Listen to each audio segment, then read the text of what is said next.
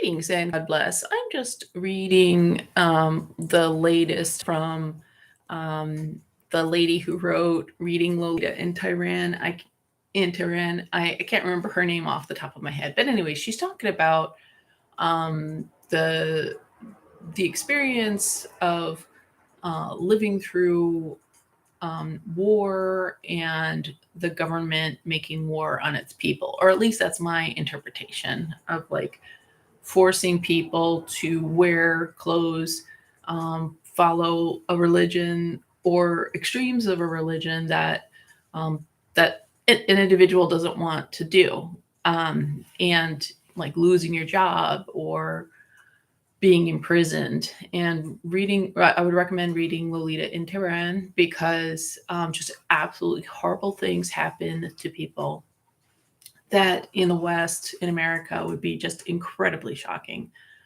So I really think it's important for people to read that book. I think that's a must, especially just no matter where you are on the spectrum of things. And so I was thinking about the refugee experience. I don't know anything really about it, but um, her books kind of hint at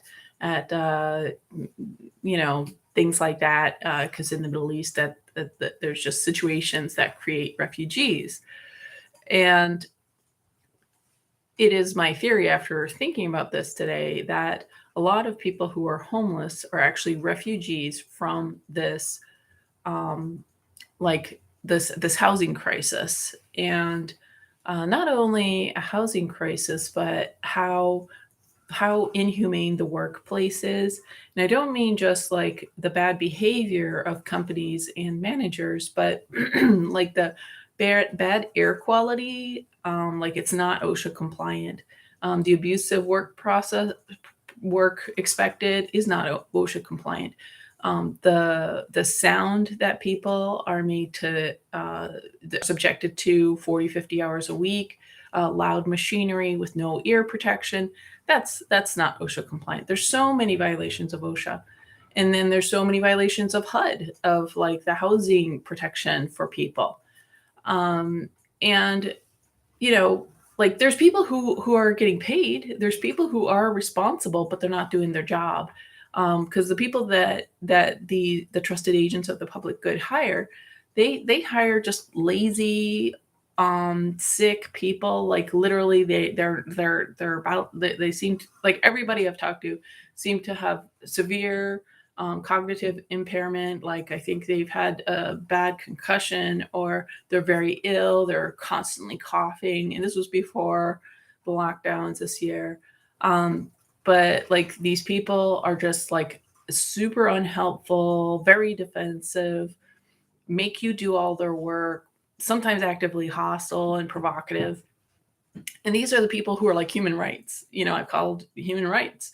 And the guy was like, "You think we're about human rights?" Like as if. And this is, it's my first time. Let's say it's my first time calling. So yeah, if the name of your business is human rights, then yeah, I think you're human rights. And this is the paradigm we're in, of absolute insanity. So, anyways, and yes, the some of the homeless, they're drug addicted, insane, naked and pooping and everything like that. But I don't, and everybody wants to hate on the homeless. Everybody wants to hate on the poor.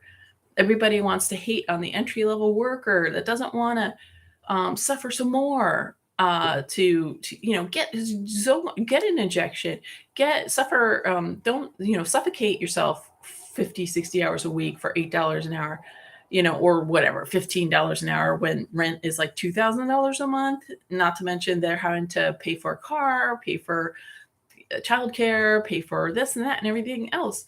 And like I notice all these privileged people are like dissing entry level workers. Entry level workers they would never be friends with, because these rich people are like, well, I'm just, look at my lovely house, and I'm constantly beating you over the head with my product that I want you to buy, so I can keep living up to my expectations. And, and what I notice is like these entitled people think that the poor entry level worker should just take a bullet for them. Just, risk your life with this medical procedure. Risk your life with oxygen deprivation. Oh, why don't you want to work? I just keep on seeing that. And I'm like, like those entitled people who are bashing poor entry level people who have no other option. Those entitled people who have leverage, who have flexibility, they're bashing poor people for not accepting even worse conditions than they already had. And entry level jobs are the worst. It's like it's worse than slave labor. There's very little protection. There's like no protection. I mean, basically, you can't be like raped and murdered right in front of the public.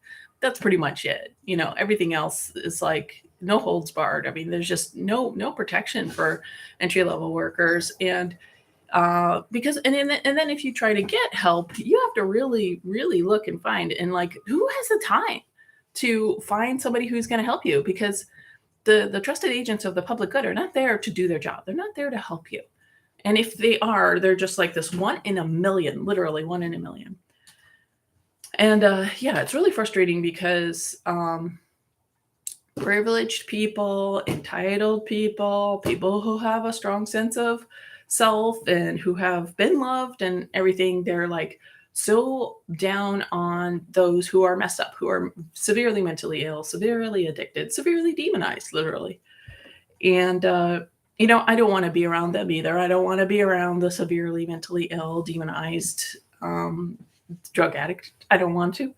However, I do feel like this has been engineered, because when the workplace is insufferable, intolerable, and sorry, and when housing is impossible, like, do you think people want to be homeless? Do you think people want to be sleeping on a sidewalk? No.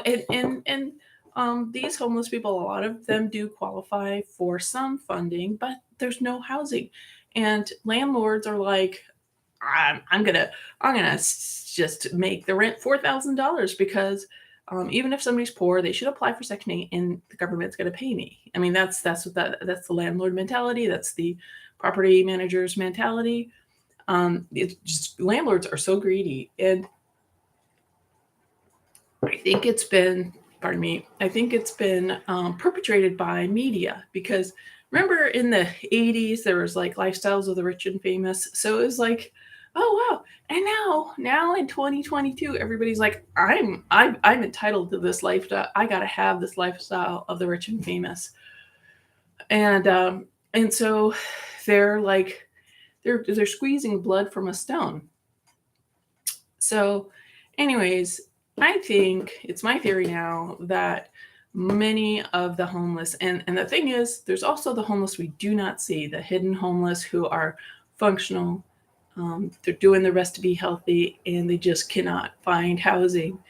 And anyways, I think that the homeless, and the people who are constantly struggling for housing. Like for me, I'm like constantly trying to find a place without horrible mold or psycho like gang stalking roommates. Like gang stalking, man, that's just happens. Like people just want to be in your business all the time. Um, or LED lights, like major, like there's like 3 major big LED lights, street lights, that my room is like, you could see it in the dark. I mean, it's like bright as anything. And I have to put a tarp in order for me to have darkness. So anyways, much housing that the little like 0.99% that I can find, it's not even habitable. Dangerous stairs. Anyways, it's tough out there, and for those who have just been able to make it, and you have your own house and you have enough money to maintain it, and you don't realize how bad it is, and it's just easy to hate on the very ghastly, horrible homeless people. But I just want to say they are refugees by a systemic attack on the poor, in my opinion. So thanks for watching. God bless.